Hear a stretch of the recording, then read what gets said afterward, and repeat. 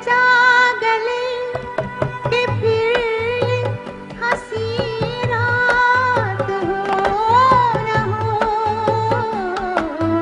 शायद फिर इस दागे मफारकत दे जाने वाली बुलबुले हिंदुस्तान लता मंगेशकर ने 6 दिहाइयों पर मुश्तमिल करियर में 30,000 से जायद गीत गाने का मुनफरिद वर्ल्ड रिकॉर्ड कायम किया। लता मंगेशकर ने अपनी तवील तरीन करियर में हर तरह की गुलकारी की। उन्होंने भजन से लेकर गजल और कवाली में भी अपनी आवाज पेश की और लोगों की तवज्जो और प्यार कमाया। लता मंगेशकर ने अपने करियर में फिल्म के लिए नात भी पढ़ी थी, जिसे सुनकर ये महसूस होता है कि ये किसी मुसलमान ने पढ़ी है। लता मंगेशकर ने जिस खूबसूरत अंदाज से नात पढ़ी थी उसकी वजह क्या थी और उनका इस्लाम से क्या ताल्लुक था, उनके दिल में हिंदू मजहब के अलावा दीगर मजाहिब के लिए क्या जज्बात थे, ये सब कुछ हम बताएंगे आज इस वीडियो में। मेरे हाथों में नौ चूड़ियां हैं, थोड़ा ठहरो सजन मजबूरियां हैं, मिलन होगा अभी रात की दूरियां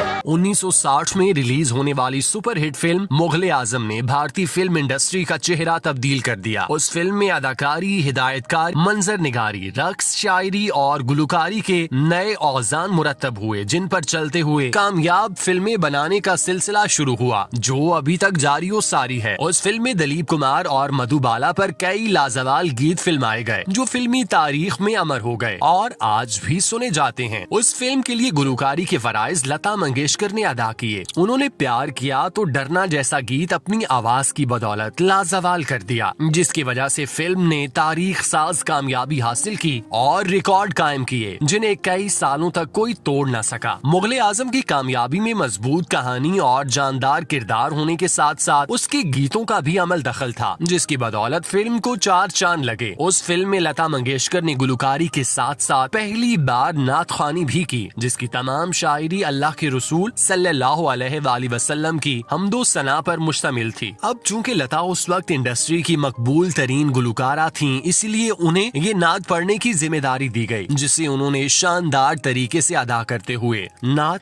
बेकस पे करम कीजिए सरकारे मदीना पढ़ी। उन्होंने इस नात को पढ़ते हुए ये तर्ज इख्तियार की कि सुनने वाला नात के सहर में मुब्तला हो जाए। जब ये नात फिल्म में शामिल हुई तो लोगों ने उसे सुना तो किसी को यकीन ही न आया कि लता मंगेशकर ने ये नात पढ़ी है, क्योंकि उनका मजहब हिंदू था और एक हिंदू किस तरह से नात पढ़ने का मुतहम्मिल हो सकता है। यही वजह है कि उस नात को तवील अरसे तक लता मंगेशकर की बजाय मुसलमान गुलकारा मुबारक बेगम से मंसूब किया जाता रहा। ये उनकी आवाज में रिकॉर्ड हुई है, ताहम बाद में ये हकीकत सामने आ गई कि ये नात मुबारक बेगम ने नहीं पढ़ी, बल्कि इसके पीछे आवाज लता मंगेशकर की ही थी। 2018 में सीनियर सहाफी कामरान शाहिद ने लता मंगेशकर का इंटरव्यू किया, जिसमें उन्होंने उस नात के हवाले से बात करते हुए कहा कि उन्होंने ये नात जब पढ़ी तो उन्हें ये लगा कि ये नात कोई मुसलमान मौलवी पढ़ रहा है, लेकिन दर हकीकत ये आपने पढ़ी। आपने इस नात के तमाम तर अल्फाज का तलफ्फुज बेहतरीन तरीके से अदा किया, तो आपने किस तरह से इस नात को पढ़ा? जिस पर लता मंगेशकर की जानिब से दिया जाने वाला जवाब सुनहरी हुरूफ में लिखने के काबिल है। उन्होंने जवाब देते हुए कहा कि मैं भले ही हिंदू मजहब से ताल्लुक रखती हूँ, मगर मैं बाकी तमाम मजाहिब का एहतराम करती हूँ। मैंने आज तक कभी किसी से इस बात पर नफरत का इजहार नहीं किया कि ये शख्स मुस्लिम है या फिर ईसाई। मेरे दिल में सब के लिए बराबर इज्जत है और यही सोचकर मैंने नात पढ़ी थी, क्योंकि मेरे दिल में इस्लाम के लिए इज्जत थी। तभी मेरी आवाज इस नात से मिल गई और सुनने वालों के दिलों में जा लगी। आमतौर पर जब गुलकारों को इस तरह के मामलात का सामना करना पड़ता है तो वो अपने करियर को महफूज बनाने के लिए इस तरह के प्रोजेक्ट से हाथ खींच लेते हैं कि कहीं उन्हें मजहब की बुनियाद पर इख्तलाफात और तनकीद का सामना न करना पड़े। लेकिन लता मंगेशकर ने जिस तरह से इस नात को पढ़ा, इससे अंदाजा होता है कि उन्होंने ये नात सिर्फ पैसे कमाने की गर्ज से ही नहीं पढ़ी, बल्कि उन्होंने अपने आप को मुकम्मल तौर पर इस शीशे में उतार कर नात के अल्फाज का मफहूम समझा और फिर हालत अपने ऊपर तारी करके उसे रिकॉर्ड कराया। उन्होंने अपने फर्ज को बखूबी अदा करते हुए कोई कमी रवा नहीं होने दी और मुकम्मल तौर पर नात के साथ ऐसा इंसाफ किया कि उसे एक मास्टर मास्टरपीस में तब्दील कर दिया, जिसकी वजह से आज भी ये नात सुनने पर दिल एहसासात की गिरफ्त में आ जाता है और यूं सामने वाला खुद को मदीना में गुंबदे खिजरा के सामने अपनी अर्जी पेश करते हुए दिखाई देता है। लता मंगेशकर के मजहब के बारे में ख्यालात सुनकर ये वाज़ेह हो जाता है कि वो बेहतरीन गुलकारा होने के साथ साथ इंतहाई शानदार इंसान भी थीं। उनके अंदर मोहब्बत कूट कूट कर भरी हुई थी, जिसका प्रचार वो अपनी गुलकारी से करती थीं। उन्होंने अपने करियर में कभी हिंदू मुस्लिम फर्क की बात नहीं की। उन्होंने कभी भारत में मुसलमानों के खिलाफ कोई बात नहीं की। उन्होंने कभी किसी मुस्लिम गुलकार या फनकार के साथ काम करने से इनकार नहीं किया, जिसकी बड़ी वजह यह है कि उन्हें छोटी उम्र में जिन लोगों ने इंडस्ट्री में उंगली पकड़कर चलना सिखाया वो सब मुसलमान थे। म्यूजिक कंपोजर मास्टर गुलाम हैदर ने उन पर एतमाद करते हुए उनकी गुलकारी को रिकॉर्ड करके फिल्मों के लिए पेश किया। उन्होंने उनके साथ खूब मेहनत करके इस हीरे को तराशा जिसकी चमक पूरी दुनिया में फैली। इसके बाद उन्हें मैडम नूरजहां मिली, जिन्होंने उन्हें गुलकारी के असरो रमूज से आगाह किया। इन दो मुसलमानों की सोहबत में रहने की वजह से लता मंगेशकर के दिल में इस कदर नर्म जज्बात पैदा हुए और उन्होंने अपने दिल को हर तरह की नफरतें और कदूतों से पाक रखा और एक गैर मुतनाज़ी शख्सियत के तौर पर अपनी पूरी जिंदगी मोहब्बत और अमन के प्रचार में गुजार दी। उनके बारे में ये कहना बजा होगा कि वो अमनो मोहब्बत की आशिकी थी।